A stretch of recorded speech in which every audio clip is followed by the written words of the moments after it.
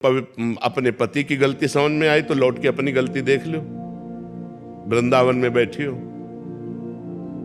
आप ऐसा नहीं कह सकती कि मेरे द्वारा गलती नहीं हुई, कोई भी नहीं कह सकता। इसलिए मुझे लगता है समस्या को सुलझाओ। हाँ, अगर गलती एक दूसरे की समझ में आ जाए तो आगे से गलती ना करो और संशय मत करो, प्यार बढ़ाओ। आप अपना इतना प्यार बढ़ाओ कि पीछे की गलतियां सब ढक जाएं। अगर एक दूसरे की टांग खींचोगे तो तुम्हारा जीवन संकटपूर्ण हो जाएगा, पक्की बात समझ लो। ये हम इसलिए कह रहे हैं ना कि आज का जो वातावरण चल रहा है उसमें अगर ये सोचो कि सती साध्वी पवित्र मिलना तो होगा कोई भाई, पर वही से है दीपक लेके खोजना है, नहीं मुश्किल ही मिलेगा। और कोई बाल ब्रह्मचारी पति कि जब तक ब्याह नहीं हुआ तब तक वो कोई गलत मिलना मुश्किल ही है।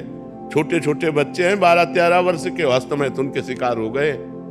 गंदी बात तो गंदी, अब मोबाइल हाथ में है, बड़े बड़े मोबाइल हाथ में, तो हर चीज सर्च करके वो गंदी सब बातें देख रहे हैं, गंदे आचरण देख रहे हैं। तो हमें लगता है कि गृहस्थी को संभालने के लिए और पति को प्यार करके ऐसा सुख संपादन करो कि तुम्हारी गृहस्थी न टूटने पावे, नहीं तो फिर कुछ दिनों बाद आपस में मनमुटाव बढ़कर फिर डिवोर्स वाली बात आ जाती है, फिर जीवन सब नष्ट हो जाता है, फिर नष्ट हो जाता है। इसलिए हमारी प्रार्थना है कि गलतियां सबसे होती हैं, क्षमा करना चाहिए अपने पति की गलतियों को या पत्नी की गलतियों को, और दोनों को प्यार से रह करके एक नया जीवन बनाना चाहिए।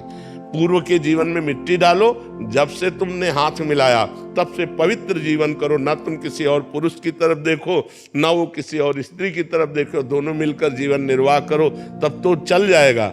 और अगर महाराज जी, अगर वो एक दूसरे जैसे ये हैं, पति नहीं सुधरना चाह रहे हैं, पत्नी नहीं सुधरना चाह रही है, फिर वो दूसरा रास्ता हो गया। अगर नहीं सुधारना चाहते तो पहले सुधारने की चेष्टा करनी चाहिए, उसको प्यार देना चाहिए, फिर भी नहीं सुधर रहा है तो फिर रास्ता दूसरा हो जाता है। फिर तो जो मान लो जब तुम्हारी रति ही नहीं है हमारे प्रति और तुम्हारा दूसरा ही मार्ग है, तो फिर संबंध विच्छेद करके अपने जीवन की नई धारा चलानी चाहिए। अगर नहीं सुधरना चाहता, लेकिन अगर पीछे किया है और अब सुधर के चल रहा है तो अब तो सपोर्ट करना चाहिए और पूरा सपोर्ट करना चाहिए। किसी भी तरह उसको याद भी न दिलानी चाहिए कि आप गलत थे। लेकिन अगर आज भी गलती कर रहा है और हम सुधारने की चेष्टा कर रहे हैं और नहीं सुधर रहा है और वो गलत मार्ग का ही अनुसरण करता है, तो फिर रास्ता दूसरा आ जाता है।